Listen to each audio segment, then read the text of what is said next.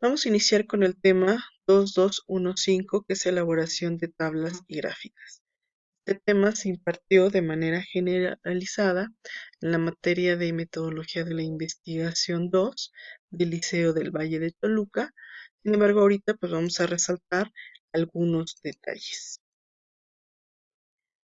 Iniciamos con una especificación que para procesar la información recabada en los instrumentos de investigación de campo, nos estamos refiriendo a encuestas, sondeos, observaciones. Se utiliza la tabulación de los datos estadísticos, que consiste en presentarlos en forma de tablas o cuadros. Hay una pequeña diferencia entre tablas o cuadros. Las tablas suele presentar, agrupar, clasificar datos cuantitativos, mientras que los cuadros lo hace con datos cualitativos, es decir, textos, variables, descripciones.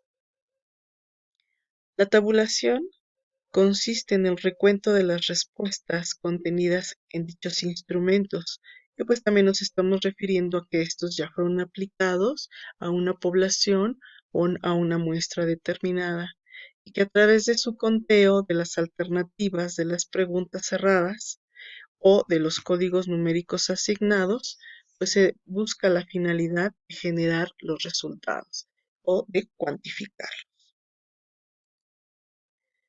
Vamos a ver qué partes tiene una tabla. Para empezar, una tabla parte de un título, el cual puede incluir un número, más si hay varias tablas o si éstas pertenecen a varios capítulos de un proyecto de investigación. También se sugiere incluir en el título las variables en relación al contenido para de entrada ubicar al lector sobre a qué nos estamos refiriendo con los datos, qué es lo que él va a poder interpretar. La temporalidad y la espacialidad. En este ejemplo, nuestra temporalidad es el ciclo escolar 2015 y la espacialidad es Liceo del Valle. Cabe destacar que si en esta temporalidad y en esta espacialidad tenemos varias tablas o cuadros, pues se omite. El segundo contenido es la fila cabecera, que son los títulos de las columnas que vamos a utilizar para nuestro proyecto, las tablas que necesitan diseñar ustedes. Lo que vamos a utilizar van a ser la columna de frecuencia y de porcentaje. En otros casos puede haber una frecuencia acumulada, un porcentaje acumulado. Después tenemos lo que es la columna matriz, que concentra a las variables o clases. Es la primer columna. Las clases pueden ser numéricas, es decir, rangos. En este caso, si ustedes observan, los rangos son grupos de calificaciones, o pueden ser también cualitativas, es decir, variables específicas. Si nosotros agrupáramos estos rangos en variables cualitativas, le podríamos asignar un desempeño alto, medio o bajo. Después tenemos columnas parámetro, que son en las que ya vamos a generar los datos. Por último, tenemos las notas explicativas. En ellas se especifica la fuente de información de los datos. Todo cuadro o toda tabla siempre debe de llevar fuente. Tengamos claro que algunas tablas se pueden generar de documentos estadísticos, no necesariamente de investigación de campo, y se tiene que precisar la fuente. E incluso si las tablas se generan de investigación de campo, también se tiene que especificar. Las tablas, como es un resumen de información, se suelen utilizar algunas veces abreviaturas o algunas aclaraciones o notas de contenido. Observamos entonces en este ejemplo que pues ya hay una agrupación de datos de los cuales se presentaban en un inicio desordenados y en un segundo momento ya están ordenados. Establecida la columna matriz, se inicia con una columna parámetro. de frecuencia absoluta, es decir, a partir de la columna matriz, ¿qué parámetros vamos a empezar a medir? El primero es el de la frecuencia absoluta. Y se puede utilizar el término o su símbolo, que es una F minúscula en cursivo.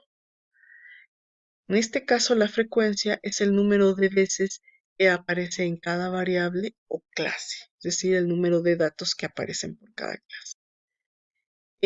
La frecuencia total, que es la que está al final de la tabla, se representa por una N mayúscula y obviamente la suma de todas las clases tiene que ser el total de esta frecuencia y al final también tenemos un porcentaje.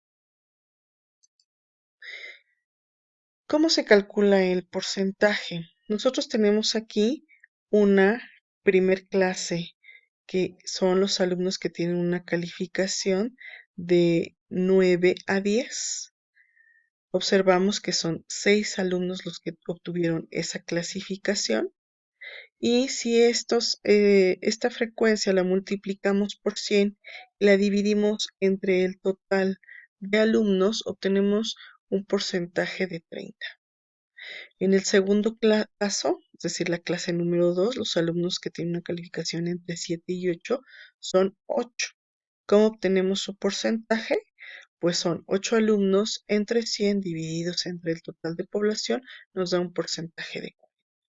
Finalmente, los alumnos que tienen una calificación entre 5 y 6 son 6 alumnos y equivale a un porcentaje del 30%. Observemos en este caso que entonces el total de alumnos suman 20 y el total de porcentajes nos tiene que sumar 100.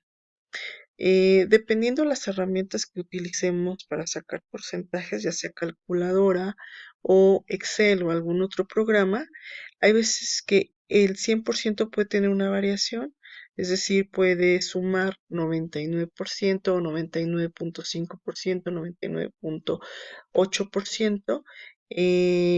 Nosotros asumiríamos que de manera redondeada es igual a 100. No es para preocuparse. Un porcentaje que sí preocuparía es cuando el total de los porcentajes nos suman 87 o nos suman 90. Ahí sí ya tenemos un porcentaje alto, que es un margen de error el cual tendríamos que revisar. Aquí tenemos un segundo ejemplo con uso de términos. Si ustedes observan, estamos usando el mismo título, tabla 1, desempeño académico de los alumnos de la materia de química. Tenemos la misma espacialidad, la misma temporalidad.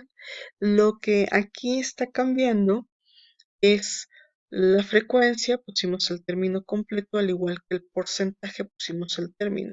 Lo que no es correcto es poner entre paréntesis el símbolo porcentual o en el caso de la frecuencia entre paréntesis la F. Estaríamos haciendo una duplicidad ahí de términos.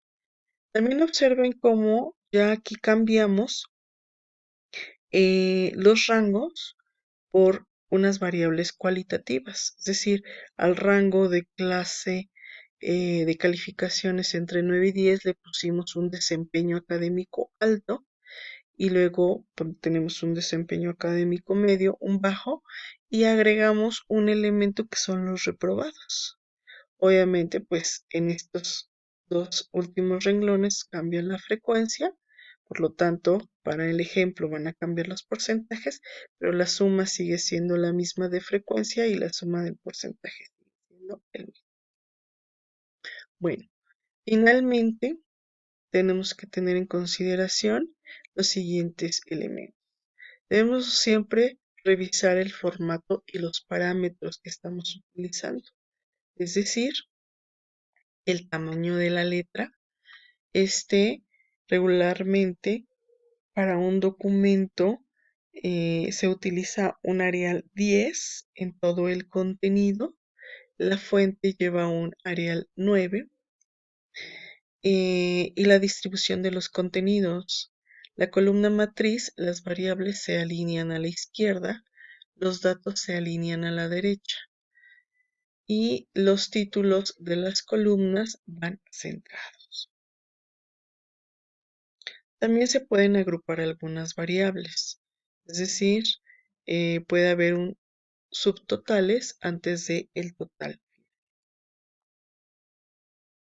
Esto sería todo. Yo los invito a que revisen su diseño de la tabulación, si cuenta con todos los criterios, si tiene un buen formato, un buen diseño, pero principalmente un efectivo diseño de variables o clases.